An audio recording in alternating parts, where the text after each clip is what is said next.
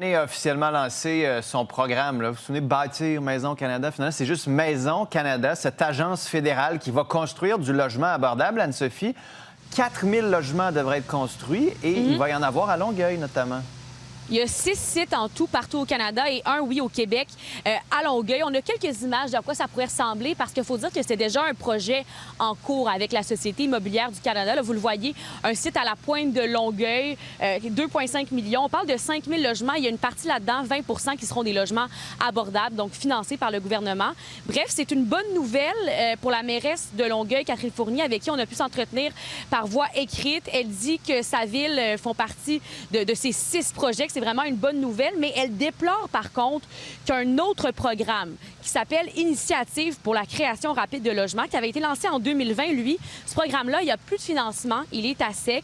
À Longueuil, ce programme-là leur avait permis de lancer 2 projets. Là. Premièrement, un ici où je me trouve, un logement pour 14 jeunes autistes, un autre site aussi à Longueuil pour les personnes qui sont à risque d'itinérance. Et là, il n'y a plus d'argent pour ces logements-là, donc elle demande au gouvernement d'intervenir. Je suis en direct ce midi avec la présidente directrice générale de OBNSL, oui, c'est bien ça, pour tout le Québec, finalement. Vous accueillez ça très favorablement, j'imagine, là, Maison Canada. Oui, Maison Canada, c'est une très bonne nouvelle. On a un gouvernement qui reconnaît la crise, qui se mobilise, qui investit et avec une stratégie de mise à l'échelle. Donc, on est très favorable à Maison Canada.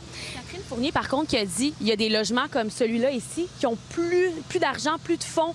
Qu'est-ce que le gouvernement devrait faire? Est-ce qu'on devrait utiliser cette enveloppe-là, 13 milliards de dollars pour ces projets-là? En effet, il y a plusieurs projets sur l'ensemble du territoire québécois actuellement qui manquent de financement pour bien faire les arrimages au niveau des montages financiers. Donc, on espère, ça fait partie de nos recommandations à Bâtir Canada, qu'une certaine partie de l'enveloppe puisse aussi servir aux projets en développement et au maintien des actifs pour la rénovation du parc existant au Québec. Merci beaucoup, Mme Courcette, donc directrice générale du réseau québécois. Là. Des logements partout et on le sent un peu comme ça ici à Longueuil avec la mairesse Fournier. Peut-être d'autres projets aussi partout au Québec, partout au Canada. Ceci dit, le projet Maison Canada, là, ça devrait entrer en vigueur l'année prochaine, 2026. Possiblement les sites qui vont commencer à être bâtis. Comme le disait M. Carney, c'est pour contrer l'itinérance et avoir plus de logements abordables partout au Canada. Ouais. La crise, c'est maintenant. Reste à voir à quel moment on va voir ça dans le Congrès. Merci beaucoup, Anne-Sophie. Merci. Salut.